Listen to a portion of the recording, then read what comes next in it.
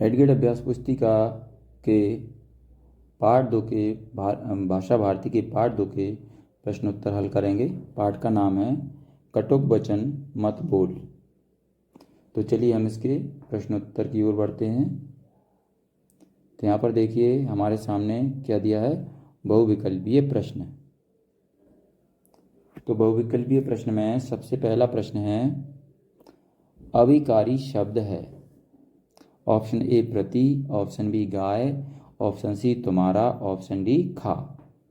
तो इसमें सही ऑप्शन है ऑप्शन ए प्रति। तो उत्तर में हम क्या लिखेंगे, ऑप्शन ए प्रति। इसके बाद प्रश्न नंबर 2 है, जीभ कोमल है दांत कठोर हैं, कथन किसका है। तो यहाँ पर 4 ऑप्शन दिए हुए हैं। 4 ऑप्शन में ए ऑप्शन है शास्त्री जी का, बी ऑप्शन है ज्योतिषी का, सी ऑप्शन है लुकमान का और डी ऑप्शन है कन्फ्यूशन का। तो इसमें सही ऑप्शन है ऑप्शन डी कन्फ्यूशन का, है ना। तो उत्तर में हम क्या लिखेंगे, ऑप्शन डी कन्फ्यूशन। चलिए इसके बाद हम आगे बढ़ते हैं, प्रश्न नंबर 3 पर आ जाते हैं। प्रश्न नंबर 3 में पूछा है, वचन कब औषधि का काम करते हैं। तो देखिए हमें सबको पता है कि वचन से घाव भी हो जाता है और घाव पर मरहम भी लग जाता है। ऐसे वचन बोलो कि हमें मतलब दूसरे पर क्या प्रभाव पड़ता है कि अगर वह दुखी है तो भाई उसको सांत्वना भी मिल जाती है ना।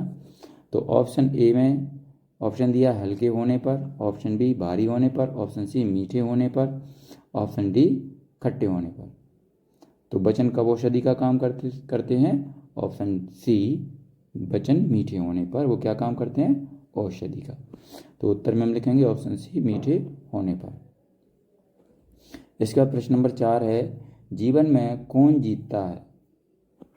तो ऑप्शन ए में दिया है विनम्र स्वभाव वाला, ऑप्शन बी शांत स्वभाव वाला, ऑप्शन सी कम बोलने वाला, ऑप्शन डी अधिक बोलने वाला।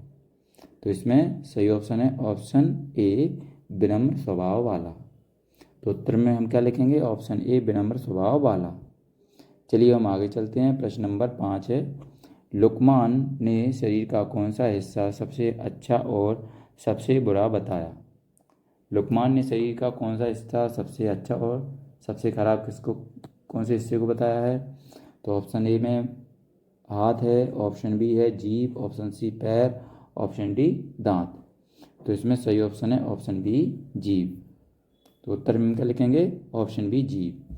क्योंकि जीभ क्यों सबसे खराब है, क्योंकि इसी से कड़वे वचन बोलकर किसी भी आदमी को हम दुखी कर सकते हैं और इसी जीभ से मधुर वचन बोलकर, विनम्र वचन बोलकर हम क्या कर सकते हैं, किसी दुखी व्यक्ति के घाव पर मरहम भी लगा सकते हैं। चलिए हम आगे बढ़ते हैं। नीचे दिए गए शब्दों में से उचित शब्द चुनकर रिक्त स्थानों की पूर्ति कीजिए। तो यहाँ पर नीचे कुछ शब्द दिए हुए हैं, उनमें से हमें सही शब्द छांटकर रिक्त स्थानों में भरना है। तो चलिए शब्द कौन कौन से हैं देख लेते हैं। यहाँ पर दिया है, पहला है वरदान, दूसरा है बोलना, तीसरा परीक्षा, चौथा है दुरुपयोग और पांचवा है अभिशाप और छठा है मीठी। तो प्रश्न नंबर 6 है, इसमें सबसे पहले खालिस्तान दिया है, इसमें भरेंगे बोलना। बोलना भी एक कला है। इसके बाद प्रश्न नंबर 7 है, 7 में दिया है मनुष्य के लिए वाणी, खालिस्तान में क्या लिखेंगे, वरदान, वरदान है। इसके बाद प्रश्न नंबर 8 है, आपकी वाणी कठोर, तीखी और कर्कश है, तो उसे खालिस्तान में हम क्या बनेंगे, मीठी बनाइए।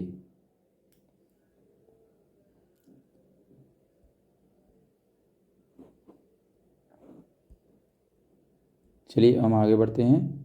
प्रश्न नंबर 9 है, वाणी के सदुपयोग से स्वर्ग नरक भी बन सकता है और यहाँ पर खालिस्तान क्या भरेंगे, दुरुपयोग, दुरुपयोग से स्वर्ग भी नरक में बदल सकता है। फिर इसके बाद प्रश्न नंबर 10 है, इम्तिहान शब्द का अर्थ है। इम्तिहान शब्द का अर्थ क्या है, अभिशाप। खालिस्तान में लिखेंगे, सॉरी, इम्तिहान शब्द का अर्थ क्या है? परीक्षा। तो खालिस्तान में हम क्या लिखेंगे? परीक्षा है। चलिए हम आगे बढ़ते हैं, अति लघु उत्तरीय प्रश्न पर आ जाते हैं हम। तो इसमें प्रश्न नंबर 11 है, कटु सत्य को प्रिय और मधुर कैसे बनाया जा सकता है? तो उत्तर में लिखेंगे, वाक् चातुर्य से कटु वचन को भी प्रिय और मधुर बनाया जा सकता है। अगर आप में बात करने की शैली अच्छी है, गलत बात को भी हम इस तरीके से रखें कि किसी व्यक्ति को बुरा ना लगे, तो ये क्या है? वाक्य बोलने की चतुरता के कारण ही हम क्या कर सकते हैं? कटु वचन को भी प्रिय और मधुर बना सकते हैं।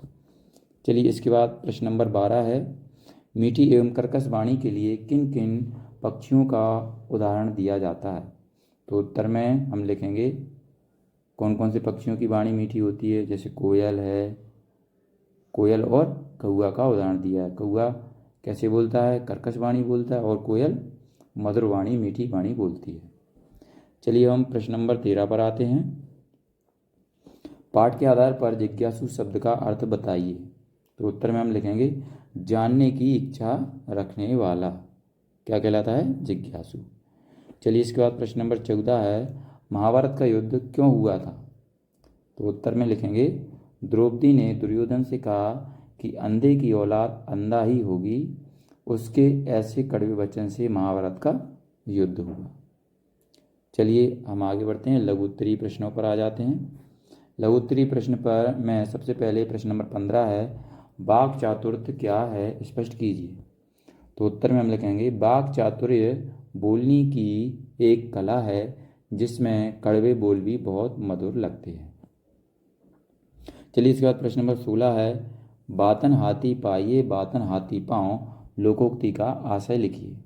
तो उत्तर में हम लिखेंगे, ज्ञान से भरी बातों से सम्मान और उपहार मिलता है, जबकि गलत बातों से अपमान और सजा भोगनी पड़ती है।